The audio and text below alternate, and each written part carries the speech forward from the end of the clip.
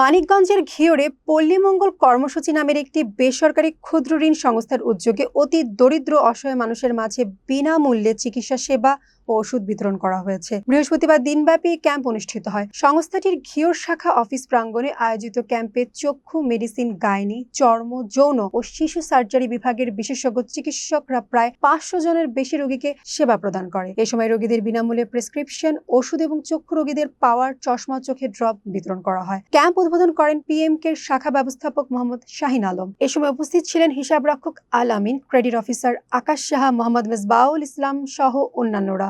সংস্থার পক্ষ থেকে জানানো হয়, পিএমকের বিভিন্ন শাখায় নিয়মিতভাবে বিনামূল্য চিকিৎসা সেবা কার্যক্রম পরিচালনা করা হচ্ছে, যা ভবিষ্যতেও অব্যাহত থাকবে। আপনি কি সেবা নিলেন এখান থেকে? সেবা নিলাম হলো চশমা নিলাম এবং ঠান্ডার সমস্যা, আমার ঠান্ডার ভিতরে দেখে ওষুধগুলো দিল। বাসা কোথায় আপনার? বাসা হচ্ছে তেরোছিরি, বড় পায়লা।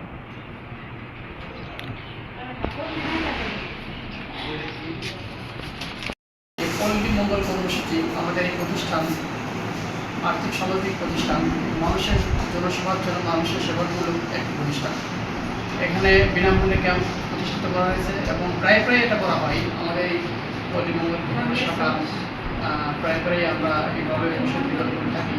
সমাজে অনেক কিছু কর্মকাণ্ডের সাথে জড়িত আছে।